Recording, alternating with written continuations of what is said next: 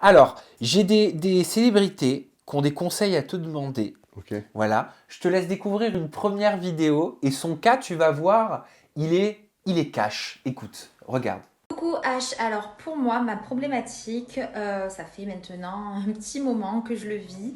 Je le vis mal aussi, je t'avoue. Alors je me pose beaucoup de questions si je devrais passer par la case chirurgie ou pas. Si tu veux, je m'étais mise au sport il y a 2-3 ans pour mes fesses parce que je n'ai pas du tout de fesses et je me trouve ultra plate.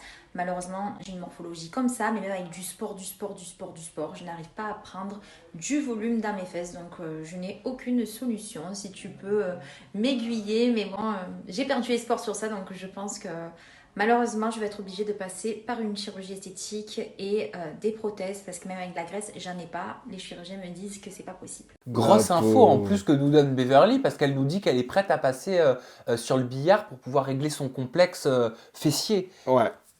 Elle a besoin de ton aide là. Là, ouais, là c'est un cas vraiment, c'est différent parce que tu sais, on avait parlé des gens, tu vois, qui se disent, bon, je vais directement faire de la chirurgie, je passe Oui. pas par la casquette. Là, il y a quand même cette question qui se pose. Voilà. Moi, je pense que déjà, il faut qu'elle revoie un plan d'action sportif, tu vois, au niveau du sport, parce que elle dit que ça fait 2-3 ans qu'elle fait du sport, mais là, c'est faire quoi?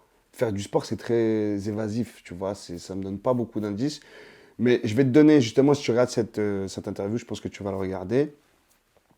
Je te conseille de faire 3 fois par semaine du squat et du hip thrust. Donc, si tu ne sais pas ce que c'est, le hip thrust, c'est tu sais, la machine où tu t'allonges et tu fais un balancement de fessier vers le haut.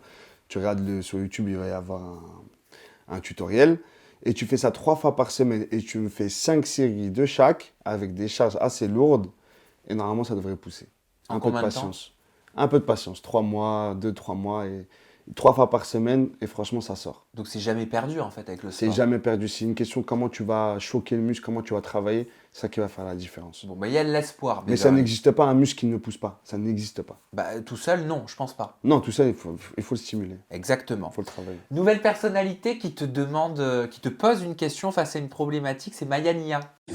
Coucou H, c'est Maya Nia, j'espère que tu vas bien. J'avais une question pour toi s'il te plaît.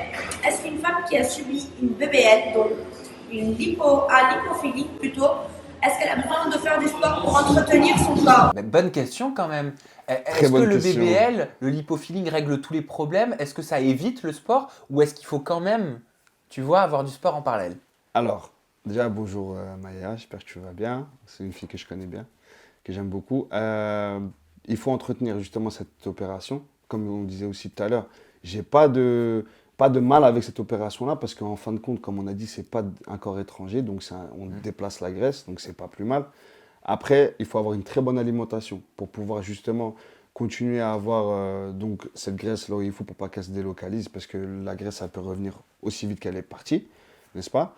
Donc bien s'hydrater, très important, et continuer à faire du sport, donc un peu de cardio et beaucoup de muscu. Pourquoi? Parce que cette forme-là, justement, qui est harmonieuse, le fait d'avoir une taille fine et un bas du corps assez généreux, si tu l'entretiens pas par une bonne alimentation, bah, tout de suite, tu vas prendre du ventre et là, tu vas paraître énorme. Parce que si ton ventre se remplit, donc on aura plus de décalage entre le haut et le bas, et là, c'est encore pire qu'avant, justement. Moi, je comprends mieux hein, maintenant. Ouais.